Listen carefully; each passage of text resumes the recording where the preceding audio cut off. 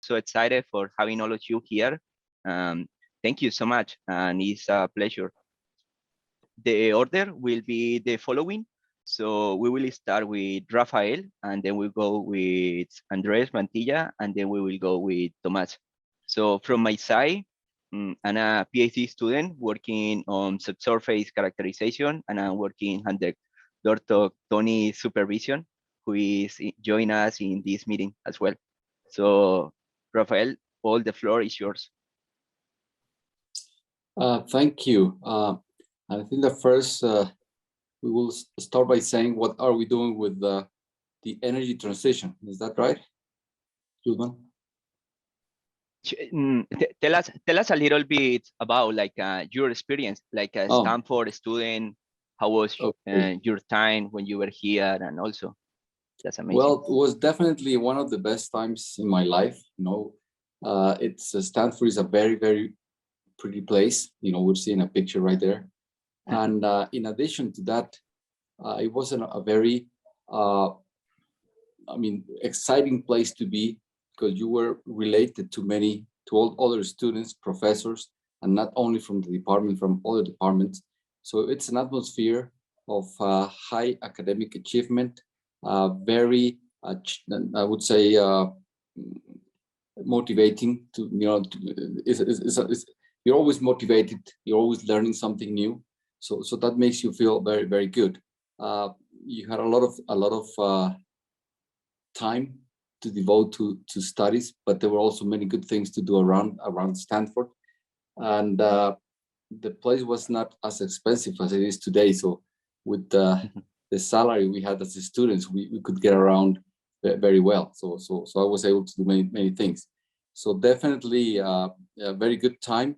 I have kept many friends from that time, and I run into them now and then. So definitely one of my best memories in my life have been those years at Stanford.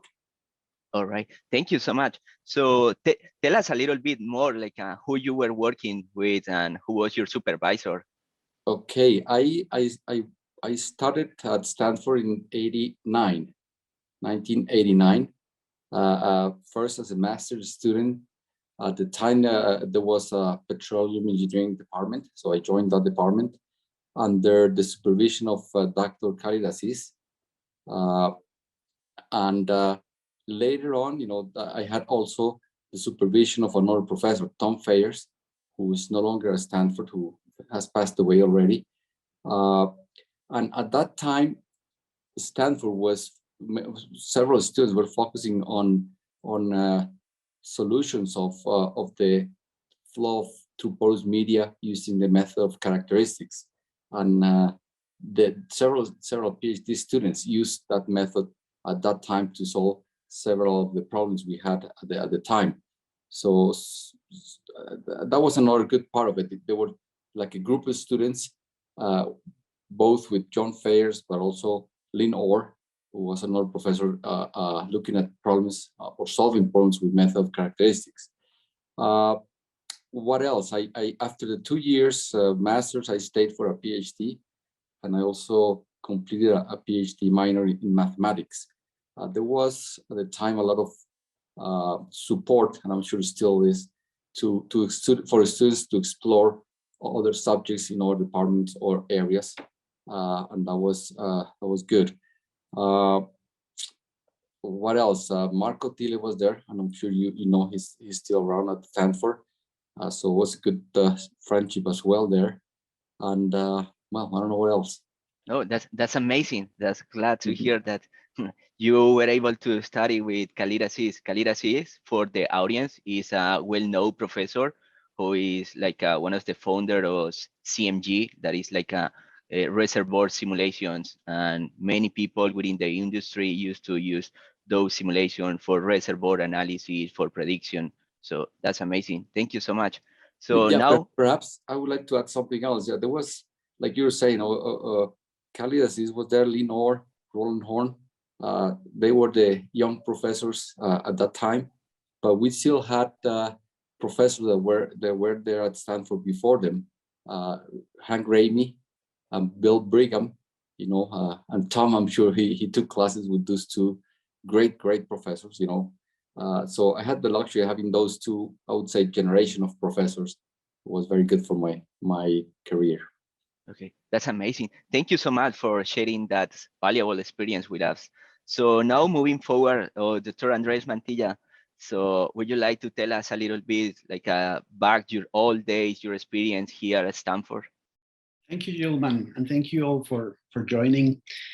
Well, that's I can't agree more with Rafael in the sense that those were among the best years in my life. It was a very fulfilling, very enriching experience because of not only all the topics that you learn, but really all the people that you meet from all around the world, all the exposure to different cultures, different people, all the learning that gives you for your life, really. You learn to appreciate diversity and inclusion at Stanford, and you gain exposure to a wealth of different subjects, even those that you're not studying really. I came to Stanford in 1998. I went there for a master's in geophysics.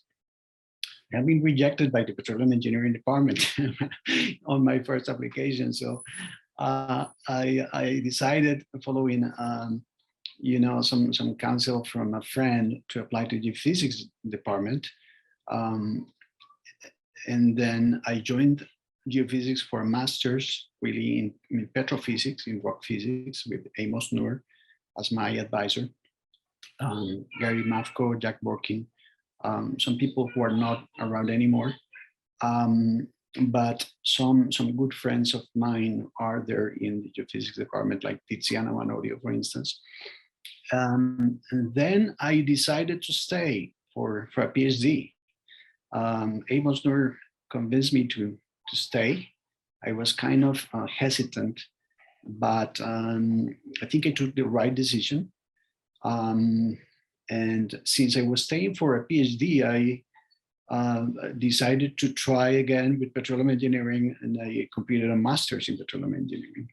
I actually took Tony's class, Tony Kovcek. Hi, Tony. It's great to see you connected.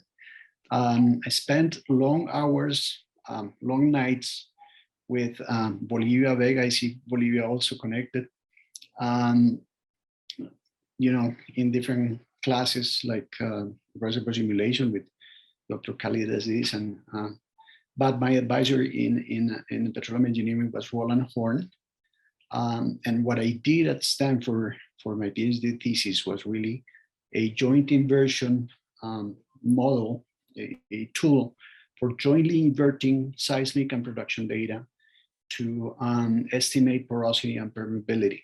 That's probably too technical for some people in the meeting, I'm sorry, but essentially inverting data to estimate some properties that are very interesting when you need to know the subsurface. And after that, I've kept, very fond, very good relationships with the friends that I made there, and also tight relationships with some Stanford research groups. I used to attend some of the annual meetings of some of the groups when I worked in different companies, really.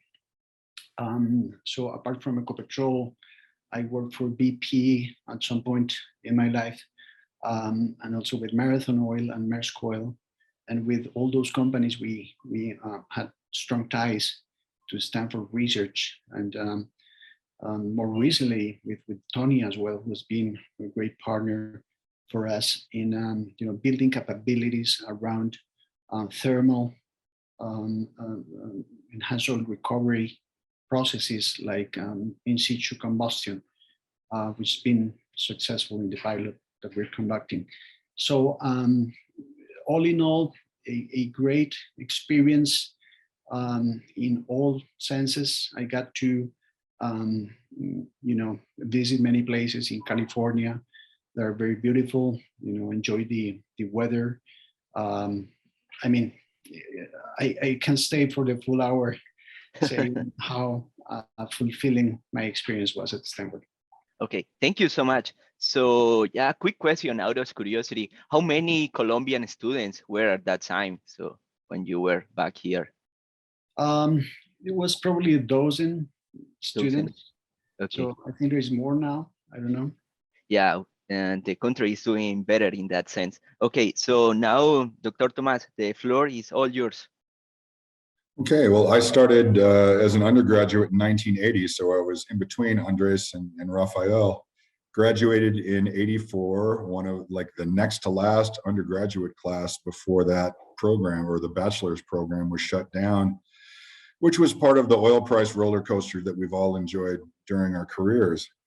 I thought I was going to be a history major until I took a class called Survey of the Energy Industries from A.J. Horn, who was a retired Chevron vice president who took on a teaching gig, and it covered the whole gamut of the energy industries, but it was really a recruiting mechanism for the Department of Petroleum Engineering.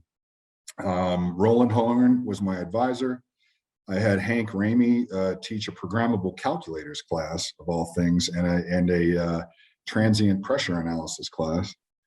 From him, I think I had Dr. Aziz for gas reservoir engineering, and a guest lecture from Mo Standing on his type curves. So it really went back and touched a lot of the early history of the industry and names that you see as a student on some of the more famous correlations. The department was pretty small back then. I have a twin brother who coincidentally majored in petroleum engineering. And by our senior year, the department secretaries could tell us apart, which was pretty amazing. And I really didn't appreciate how small and supportive the Stanford petroleum engineering community was until I went to get a graduate degree at a factory program at Pepperdine, to get an MBA. And boy, you don't know it. Well, you've all done undergrad somewhere. You don't know how good you have it until you're put into at Stanford, until you're somewhere else. I mentioned the roller coaster of ups and downs in prices. I've rotated through operational, business positions, finally. So, and I think you might have seen some of my comments in the mentoring newsletters that, you never really know where your career is going to take you. So you ought to jump at whatever opportunities present themselves, because you don't want to be in the wrong spot when a downturn happens, like we've seen. And I think that's it. Yep. All right. So that's amazing. Thank you so much. A quick question. So you start your career like after you finish it with Canacol, or how was that transition? No, I started down in Southern California for a small company called Thumbs that operates the offshore oil islands. It takes about 15 minutes to explain what it was. And then eventually it was purchased by Arco, which led to Alaska, and then a spinoff and a purchase by Occidental, which got me in a little bit into Texas, and then down to Colombia, and then Argentina, and then back to the US and the Rockies. And then I jumped to Statoil and was in the Marcellus and the Utica in Pennsylvania and West Virginia, and then got lured back to Colombia by Canacol. I had worked with our CEO and COO before in Oxy, and they had spun off in 2008 as the industry in Colombia was kind of reopening with the restructure. Ecopetrol used to be your partner, your competitor, and your regulator. So then they created the ANH and opened up things and improved the terms on the economic front, or contract terms. And then Colombia's took off from like 2006 to 2014, was a red hot market. Wow. So that's amazing. There is no doubt that the best place that you are being is Colombia. So I love the climate in Bogota because it's never too hot and it's never too cold. Although my, Houston, Texas wife doesn't agree.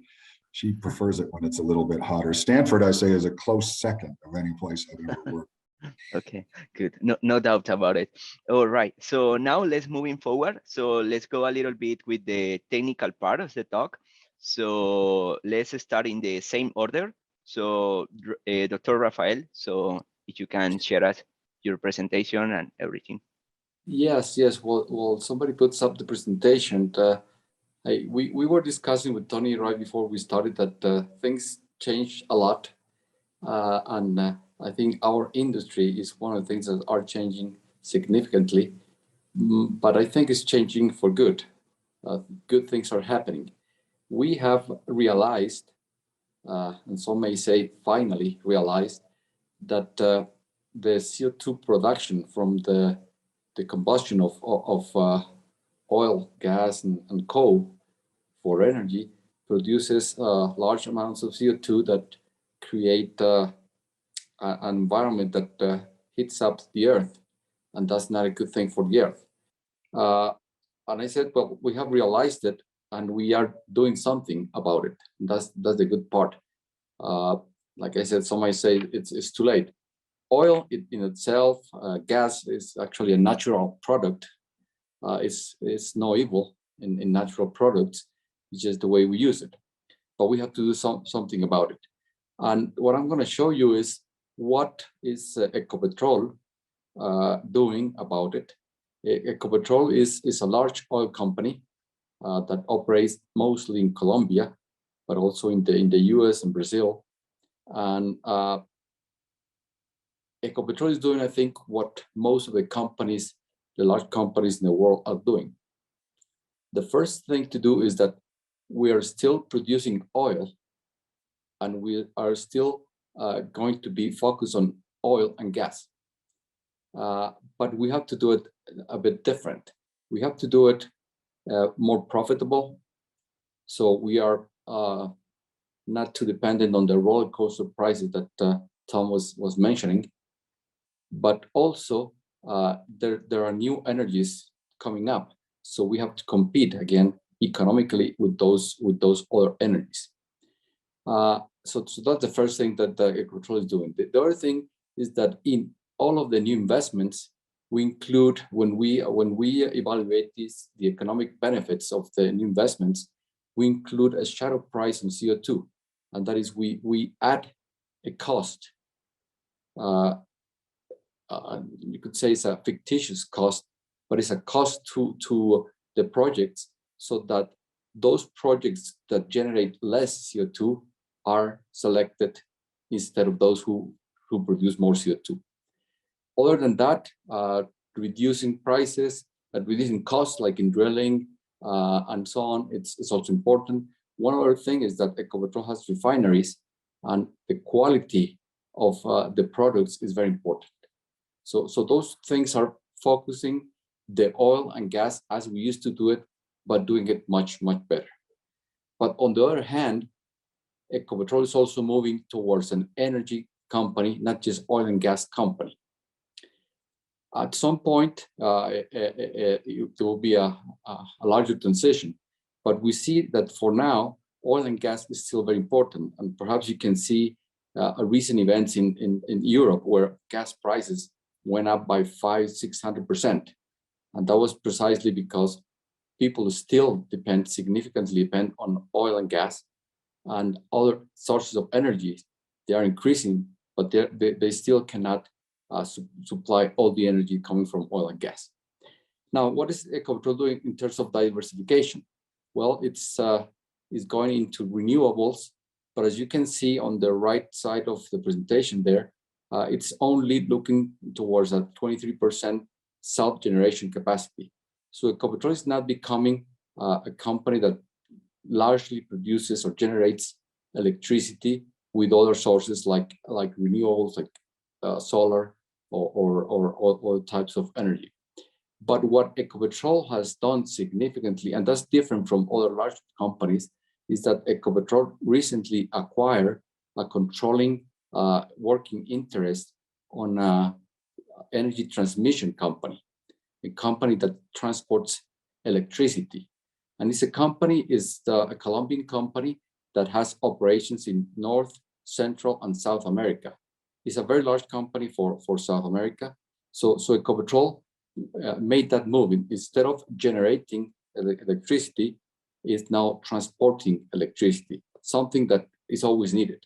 And like in oil, and Tom, I'm sure, knows about this, oil transportation in Colombia is more profitable than actually producing oil. He knows that. So the same might be true for transportation of energy for electricity. So that's one move that Ecopetrol has done. One other move is reducing or increasing, better say that, increasing the participation of gas in the gas plus oil production. You know that gas has several benefits when compared to oil. It has less carbon emissions and also particles that could go to the atmosphere. They are reduced by almost 100%. So that's one of the things. Ecopetrol wants to have more gas. It's currently producing about 15% gas and 85% oil, and wants to change that. And in something else that I'm sure Andres will talk about, Ecopetrol wants to be a strong player in the future in the production of hydrogen, which is another source, a relevant source of energy for the future. So that's what Ecopetrol is doing.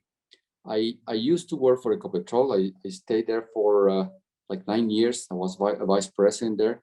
I'm now the president and CEO of a smaller company, which is Hocol. It's still owned by Ecopetrol, 100% owned, but it's a different company.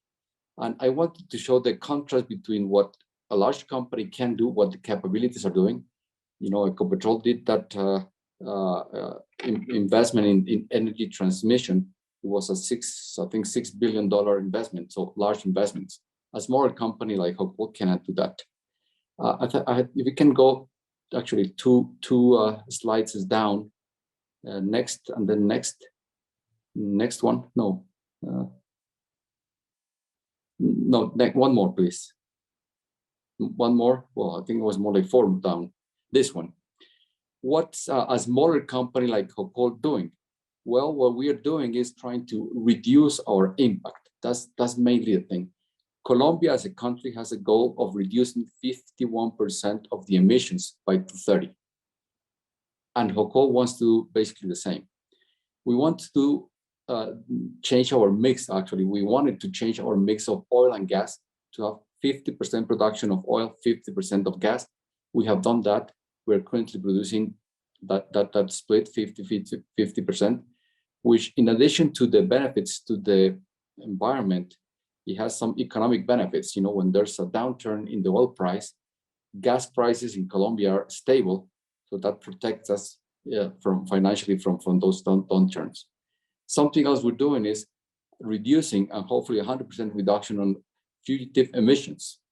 When we used to build plants for oil, losing some methane inside the facilities, that was no big issue. It is a big issue now because natural gas is actually much more harmful to the environment than CO2. So we have to reduce that to hopefully zero. Fields, a common vision or picture of a field, it was a bunch of tanks, tubes, pipes, and so on, plus a flare. And you always would have a gas flaring, burning gas. That's definitely not acceptable anymore. And what we're doing is converting all those flarings to plants that generate electricity, which is much better than just wasting those resources. Something else is energy and efficiency. We need to use less and less energy every time. We want to do self-generation as well, put some solar plants in our operations. And the last one you see there, it's a very important one. We have a current goal of reaching 1.7 million new trees planted in Colombia. We are about to achieve actually that target this year, so I'm sure that's gonna be increased. So that's what we as a smaller company can do: reduce our footprint, and then some natural solutions to lower or decrease our impact in the environment. And I think that's a good start. We might need to speed up what we're doing. So, for example, that goal of 25% reduction emission by 2030, we see that that's not enough. we may want to actually reduce 50% of the emissions by 30. As we get into doing more things, we learn there's new technology that we can apply. So hopefully we'll be doing more. That's what I have to show, Yulman. Oh, wow! So that's amazing, and also thank you so much for sharing like all the goals that Hocol have for the energy transitions. Yeah, a quick question. So in terms of a big and a small company, like, do you see like a more flexibility with Ecopetrol or with Hocol, and how you compare that? I think, but Ecopetrol has a larger impact. It's a much larger company, but it has all the means to do it as well. Hocol has a more impact, but has again less resources at hand. Ecopetrol has, and Andres will mention that, a big team, researching and studying new technologies. Hocol is more company cannot do that. We rely on what others find and then try to use others' energy. Okay, thank you for your answer. And following in that direction, so let's take a look what Ecopetrol is doing with Dr. Andres Mantilla, who is the director for the ICP, the Center for Innovation and Technology. So the floor is all yours. Thank you, Yulman. And I want to confirm that you see my slides. Yes, we can see properly. Okay, thank you. Okay, so I wanted to share with you some of the R&D fronts, R&D and innovation fronts that we are pursuing when it comes to adapting to the energy transition and achieving our decarbonization goals.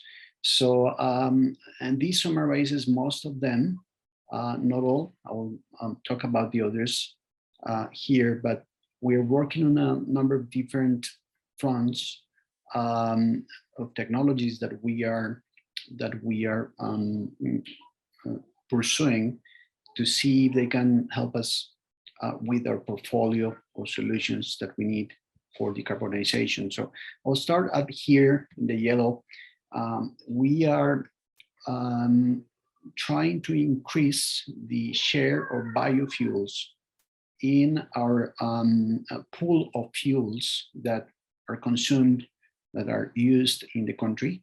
And to do that, we already have a certain percentage of ethanol and biodiesel in the pool, but we are trying to incorporate things like green diesel and sustainable aviation fuel.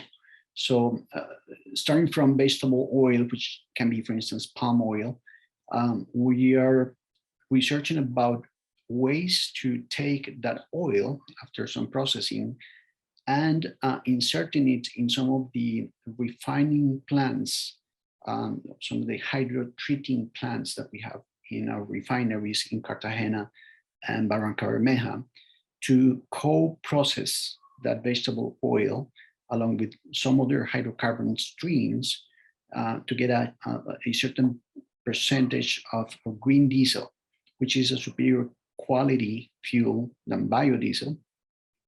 And we're also exploring ways to probably have dedicated plants for sustainable aviation fuel in the country for when the time comes that airlines will be procuring that fuel. We need to be ready. But we're also looking at pyrolysis oil and oxy-combustion, which could be some other alternatives.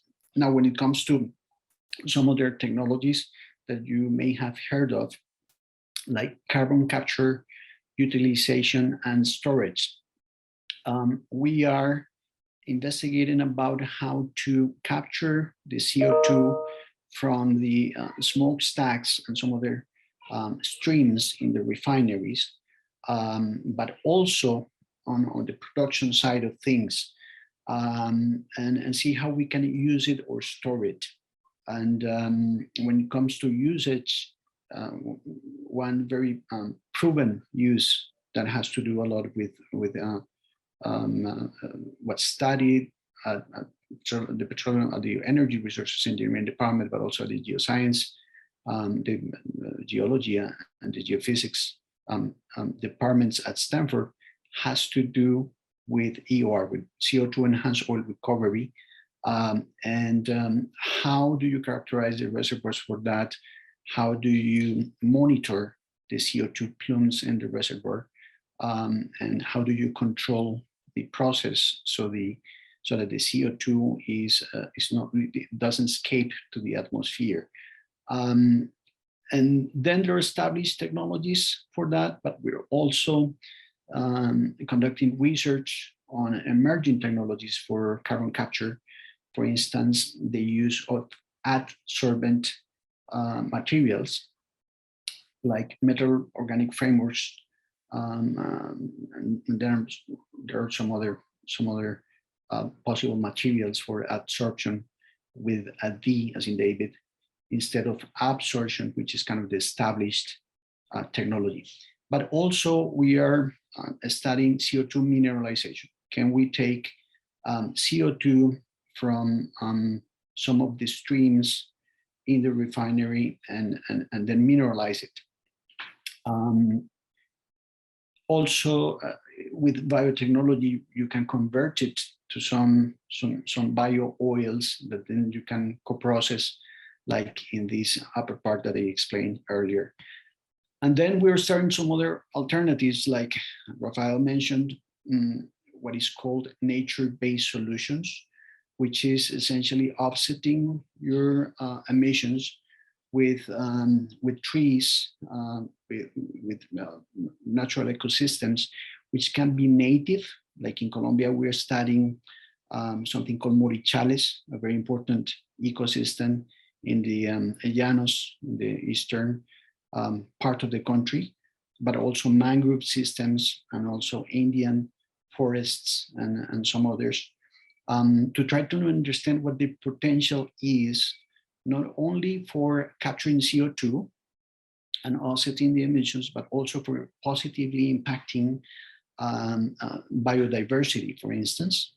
And we're also researching about productive ecosystems in techniques like agroforestry, for instance, with plantations like cocoa or coffee. Those are plantations, for instance, cocoa is an Amazonian plantation. So it needs a lot of shade, and that shade can be provided by trees, of course, tall trees. And the mixed system is more diverse, of course, than just a monoculture. So those are more sustainable productive systems. So we are studying both of them, the native and the productive ecosystems. Then we are conducting research on blue and green hydrogen. So blue hydrogen is the hydrogen that is produced from fossil fuels, like most of the hydrogen produced today. But the CO2 emissions are captured and are sent for storage in a certain reservoir. Green hydrogen, on the other hand, is hydrogen produced from electrolysis. And if the energy required to split the water molecule comes from renewables, then that is zero emissions, pretty much, hydrogen. And it's also a very promising technology. So those are some of the fronts. I will expand a little bit more on what we're doing with CCUS. So we have visited with a number of different companies that provide CO2 capture technologies. And we have built an inventory of all the CO2 containing streams, flue gases from the refinery, but also CO2 streams that come from a certain number of plants, like those plants that produce paraffins and some of the hydrogen producing plants as well, that come with a high concentration. And that makes a lot of a difference, because capturing CO2 from low concentration plants is way more expensive, and it makes the economic case more difficult. So after studying all that, we have, for instance, in one of our refineries, come down to a couple of options for one of the plants, the Demex plant in the refinery that produces very heavy fractions of petroleum, long-chained fractions with a number of aromatic cores. And we studied both generating energy with those fractions and capturing the CO2 versus gasifying those, which yields a high concentration CO2 stream. And that seems to be more attractive. That CO2, you can compress it, transport it, and then inject it down to the reservoirs, to the fields that exist in the vicinity of the refinery to conduct EOR and produce some more oil for the refinery. But then the beauty of this technology is that it also yields a stream of hydrogen, which is needed in the refinery to produce good quality fuels without sulfur. So this project is very promising, and it may produce certain volumes of hydrogen that you can not only use in the refinery, but also some excellence of hydrogen that you can sell. And in that way, for instance, have an electric mobility scheme powered by hydrogen. So that's another avenue that we're conducting. And of course, you need to pursue a number of reservoir studies to make sure that the reservoir that you're trying to inject the CO2 into is a suitable reservoir. And how much oil are you going to produce? Is it going to be contained? How many faults do you have there?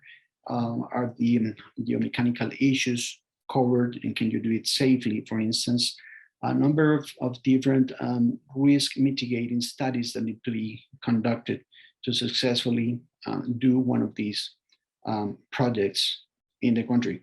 And then on other fronts, we are also tackling emerging renewable energies of different kinds other than wind and PV and photovoltaics. And this is just an example of simulations that we're conducting with currents in some of the narrow bays in the Pacific that we have in Colombia. And this is a simulation of the oscillations in currents that you have. And from that, you can estimate the potential for generating energy. So we are studying, in addition to currents, we are studying waves, but also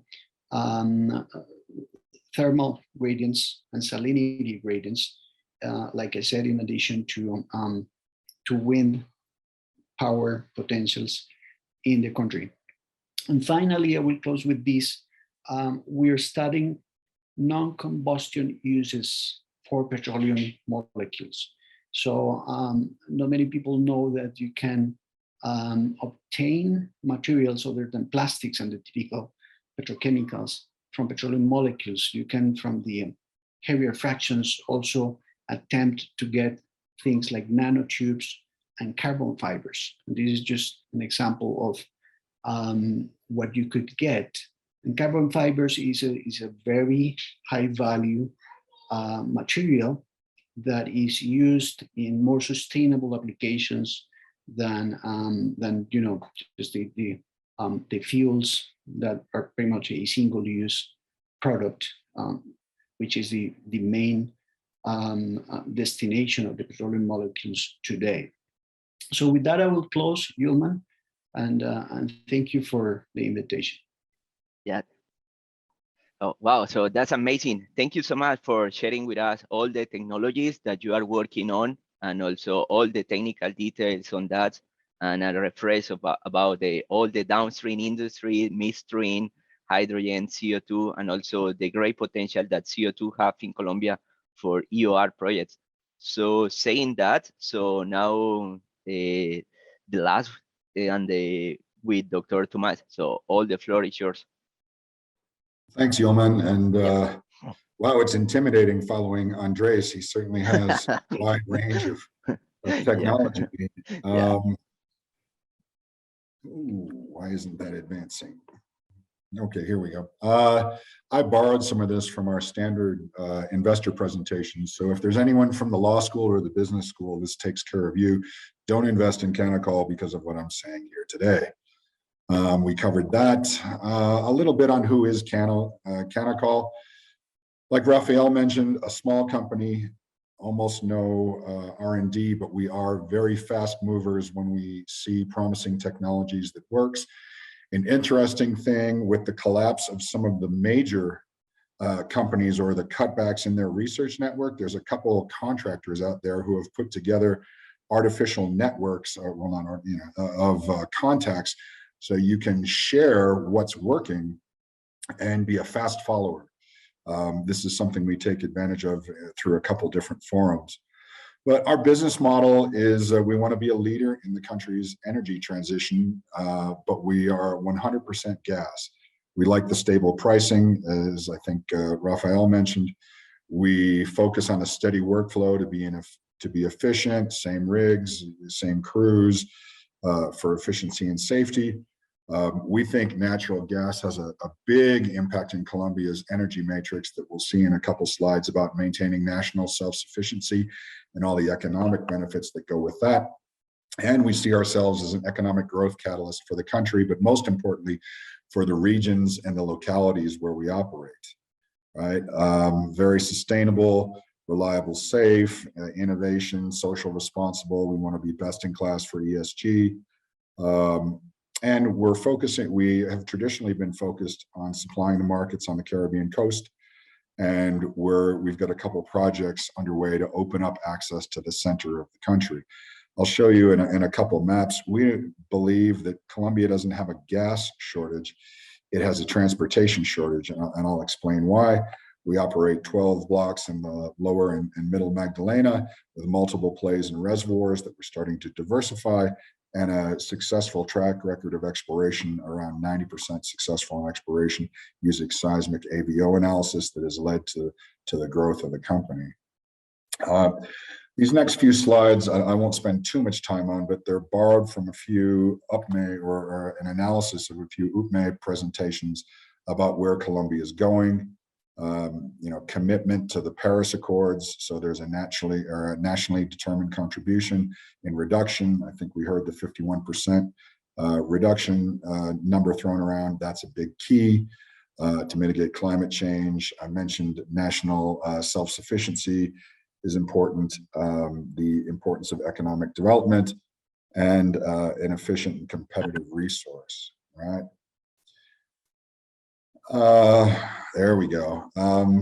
Various new regulations over the last couple of years, the Energy Transition Law, the Climate Action Law, the Energy Transformation Mission, Hydrogen Roadmap, very important in the future. We think it's at least a couple decades out, hence the niche that we're focused on for gas.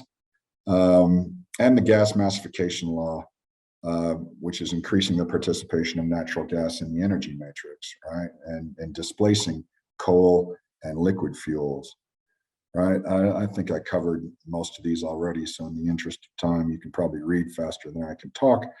But we see gas as a niche market on the way to more renewables and the cleanest of the hydrocarbon sources. This is a reformat of the UPME, I'm stuck in Spanish, pronóstico forecast, where you see that the gas share is this, starts at 9% last year or 2 years ago, and by 2050 it's going to be 23%. You add that to the growth of the overall energy matrix, and by 2050 we're going to be burning 3.5 to 4 times more gas than is produced and consumed in the country today. Great to reduce air pollution, you know, much like some of the California basins. Bogota is in a basin. Here we have the advantage of rain almost every day, but otherwise the air quality would be pretty nasty. So substituting liquid fuels for LNG or CNG could be important, particularly, and this is in some of our rural areas of operation. The majority of the population still uses firewood or coal as a cooking fuel. And when we do our social activities and medical reviews, bringing in the teams of doctors and specialists to help review and support our local communities. They say that lung damage from particulate pollution from using firewood is a major cause of a variety of health problems. So we've had a few local massification programs that have been very successful. And once renewables come online, gas will be fill the role of the reliable backup, right? So we're very, very bullish on gas in Colombia. And why onshore gas in the lower and middle mag? Well, our finding, development, and transport costs are well below a fraction of all our competitors. It promotes national self-sufficiency compared to imports of LNG or gas from Venezuela, and it pays royalties, taxes, creates employment, stimulates the economy. And compared to all the others, you can ramp up or ramp down pretty quickly, right? In a matter of months instead of years, right?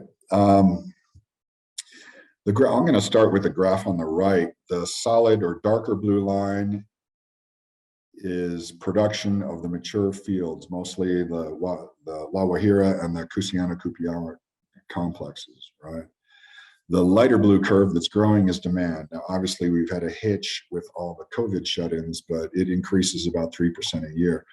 Our business model is filling that gap between supply and demand, and we've been steadily growing our contribution to the overall gas use in the country.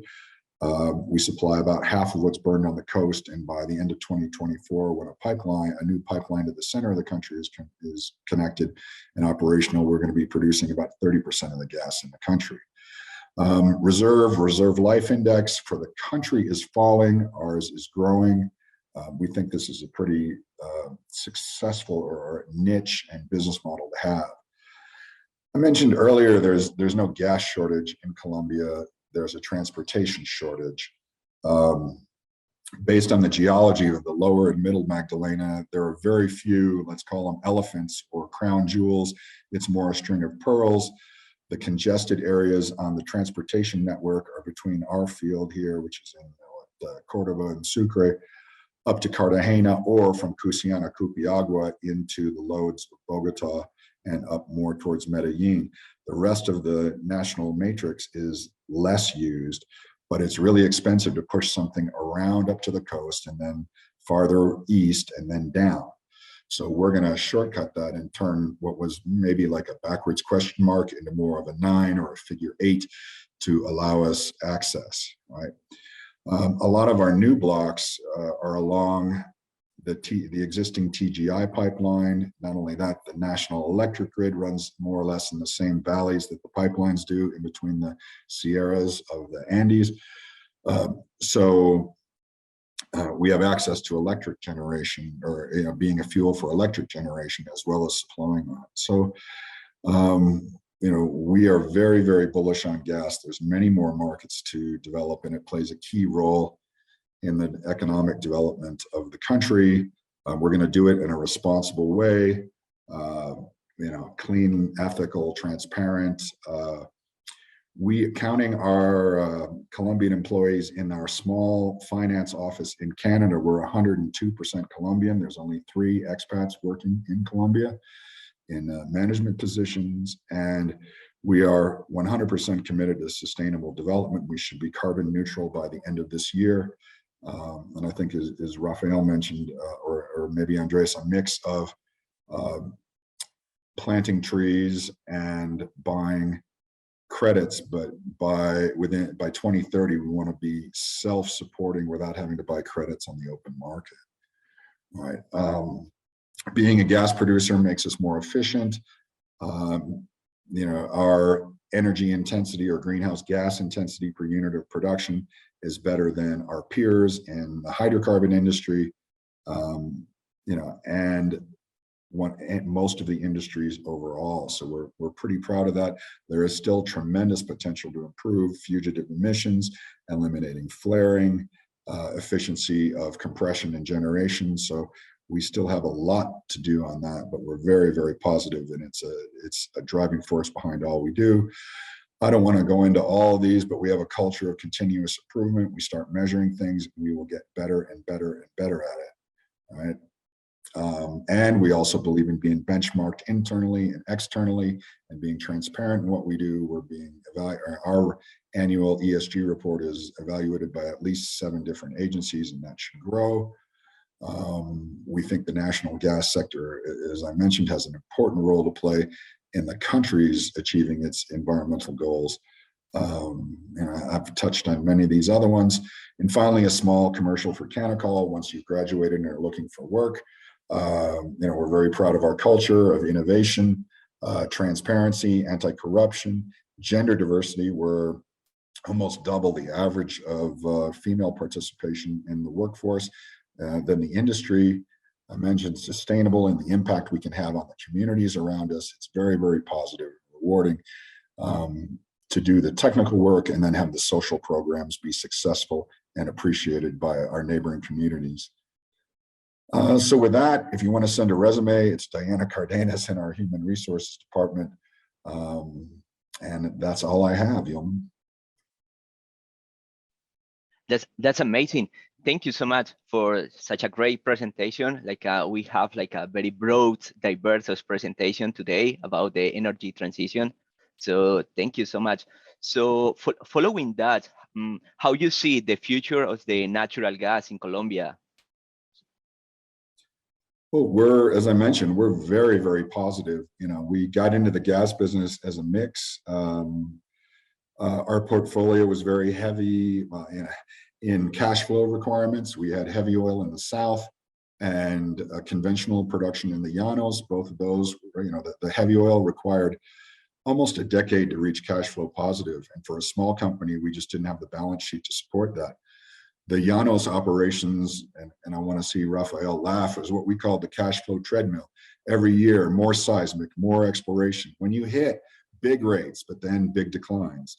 So every year, more and more and more. And we needed something that was going to be steady and provide cash flow to support all these other projects, which we have since divested. But we're very, very positive on the gas market in Colombia. The contracts are nominated in US dollars and 3 to 10 year terms. So it's very stable and allows us to focus on efficiently, developing our resources and supplying the gas to the markets where it's needed. All right. So thank you so much. Yeah, that's completely agree. And we saw a huge perspective in natural gas production in Colombia. And that's what we are aiming for too. So we have now time for questions. And so I have one in the chat. So yeah, he's Christian Robles. So Christian, if you want to unmute and do the question. Sure. So thanks for letting me asking this question to either of the panelists. And I'm interested about the impact of the decreasing demand for carbon on the Colombian economy. How do you assess that future? It's going to have perhaps a huge impact on the Colombian economy, and how easy is to substitute the production of carbon?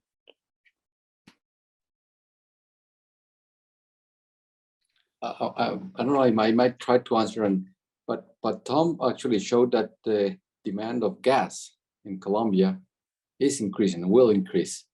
The demand for gasoline and diesel and maybe coal will decrease. So for gas is a very good picture. I'm just repeating what Tom said because I fully agree. But on the other hand, the part of the hydrocarbon that we produce in Colombia, liquid hydrocarbons, are being sold outside. I think that Ecopetrol has 2 refineries and is actually increasing the size or the capacity of one of the refineries, because we actually see increase in liquid hydrocarbons also increasing in Colombia. Now, exports, that might be an issue in the future. Colombia does not depend on oil, but has a strong income due to oil exports. That's the area which might have an effect in the future. But as I showed, Ecopetrol is moving towards producing other types of energy, and Andres showed many of the technologies, and also transmission of energy. So it's actually a replacement of what might happen in the future with other energies. And that's what most of the large big companies are doing. If there's a decrease in demand, well, we need to change our product. Gas is not an issue. Gas for the time being looks like it's actually increasing. And the others, we're looking at other sources to replace that decrease in demand. Maybe if I may complement that answer, and I don't know if you meant carbon of all types or just coal. So essentially, peak demand for fuels in Colombia, according to some analysts, it's going to happen in the next decade. But it's a reality that coal demand globally has been decreasing, and the coal prices were actually very depressed until very recently, where we have all these economic recovery and the big demand peak for coal. But since many producers have constrained their production, they have even returned some of the mines, and it's the case in Colombia, for instance, with La Loma mine a couple of years ago. I think it was last year that they announced that they were closing the mine, leaving the project, and that's a number of jobs around the coal mine in Cesar, in the department of Cesar. But so the spike that we're seeing in demand and coal prices is a result of economic recovery, but also a cold winter in Europe, for instance, which caused a big spike for coal demand. But that may be just seasonal. So if the declining trend for coal demand returns, then there may be some stranded assets when it comes to coal mines in Colombia, and that has an impact in exports, income, but also in jobs in the producing regions, like I said. Right. So thank you so much.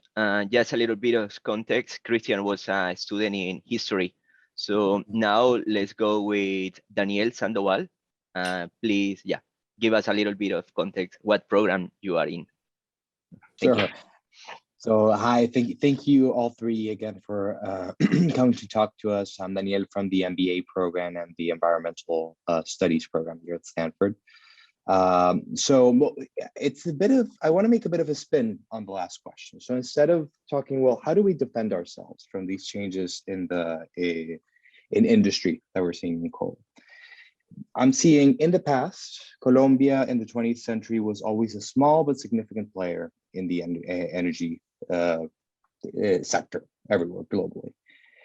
In the future, we are seeing peak oil come up. We are seeing a fall in demand for coal. Is there any way for us to remain a small and significant player or anything of the sort during the 21st century in the energy sector? Are these initiatives in hydrogen, in gas, are they enough for us to have that spot in the table in the global energy market? If I may go at that question first. So there is definitely some potential for hydrogen exports from the country, but the hydrogen economy, the market for hydrogen needs to develop, and that's going to take at least a decade. There is big plans and roadmaps for hydrogen economies in many places in the world now, and Europe is investing a lot in the hydrogen economy. They lean more towards green hydrogen only, even though some countries want to have either green or blue hydrogen, so low emissions hydrogen in any case. But the Asian countries that are very dependent on energy imports, like Japan and South Korea, they're also investing a lot in hydrogen. So we may very well position ourselves as hydrogen exporters. That's one thing.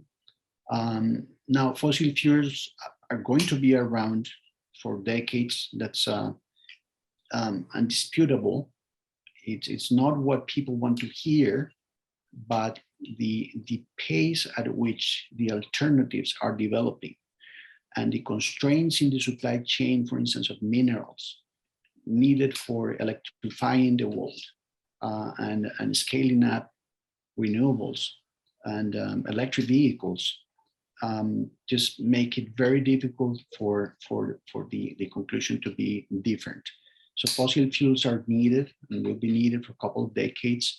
And in that sense, and because of that, companies like Ecopetrol and possibly Canacol are still betting on fossil fuels because, well, societies need them, right? So it's not like you can close the valve and forget about fossil fuels and go electric 100% just from one week to the next. It's going to take decades. It's a transition, really.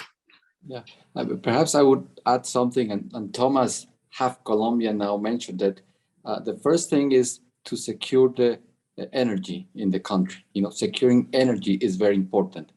And we have seen what happens if you're depending on energy from elsewhere. In Europe, the price of gas increased by 5-6 times. And in Europe, Europeans may be able to pay for that. You know, households may be able to pay for that. In Colombia, most of the people will not be able to pay for an increase in gas price when it's 5-6 times. So what people would do is cut trees and use wood, you know, which is definitely much worse than gas. You know, it has tremendous effect on CO2 emissions. Plus, there's no compensation from trees absorbing that CO2.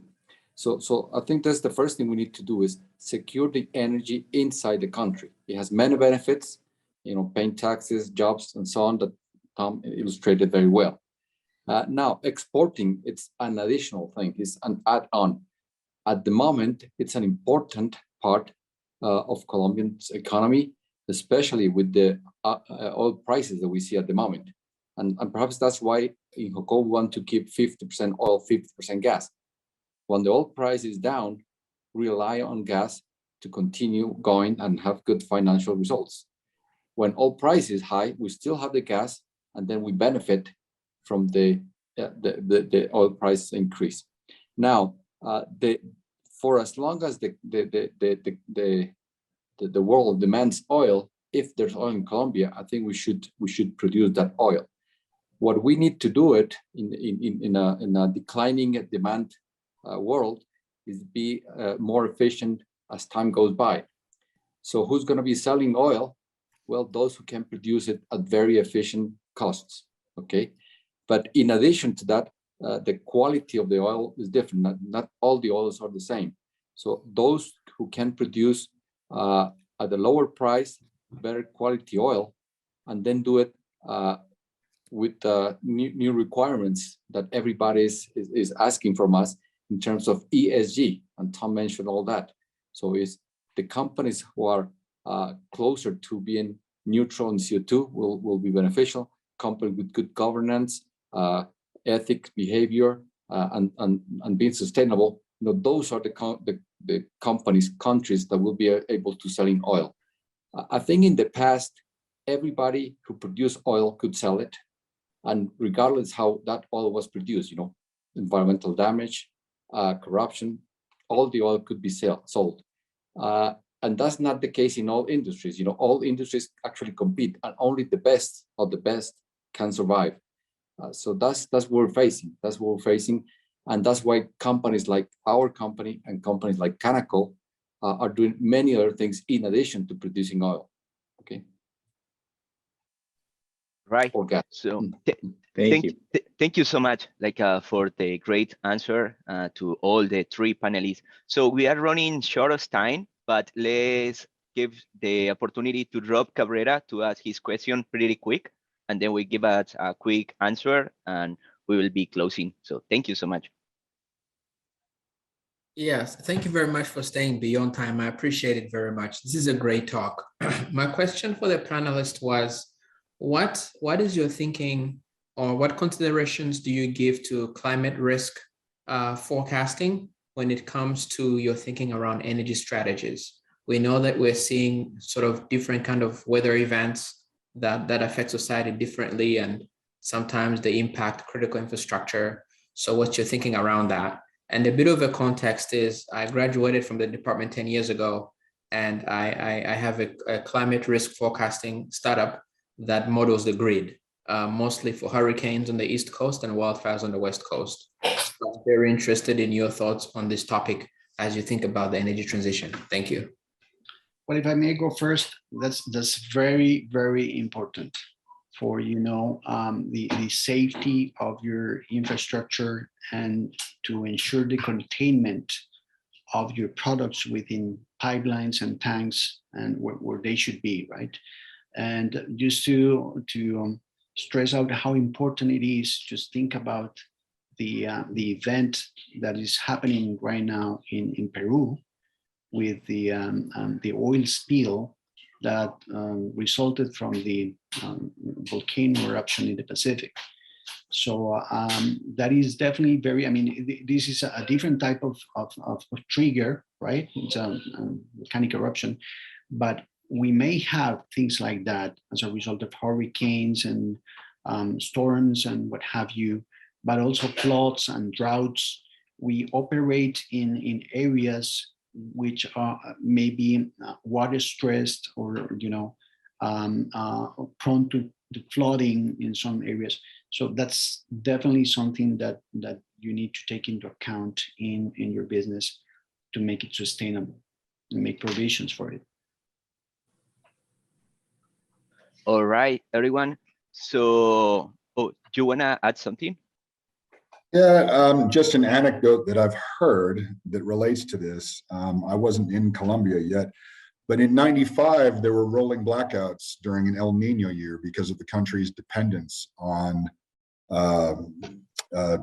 hydro generation. And that might be before many of you were born. I've only heard the stories. So a diversity of supply is necessary for the country. And you might think, that's for another sector of the industry. We market our sales 80% long-term fixed, 20% variable. Why do we leave the 20% variable? Because when there's an El Nino year and the reservoirs are empty and there's no hydro, the price of gas triples or quadruples on the open market. So we lose money by not having everything 100% sold 7 out of 8 years, but the margin we make on the 8th year pays for all those losses.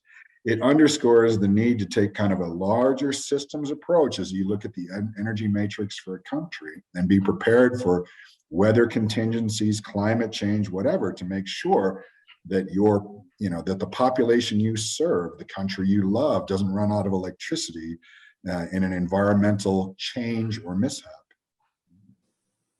Right. Thank you so much.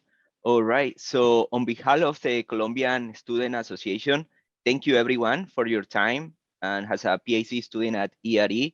So help me giving a big applause to the panelists for such amazing presentation, for such a great job that they did. So thank you so much for your time. Well, one comment before we leave. Thank you for the invitation, Yulman, and thanks for all those who joined for the talk. For me, and I'm sure for all of us, it's a great pleasure to do it. But next time, let's do it present at Stanford. So we'll go to Stanford next time. Yeah, absolutely. Absolutely. Let's do that. And here the doors are always open and happy to see you all. Thank you. All right. Have a great rest of your day. Bye-bye. Take care. Bye.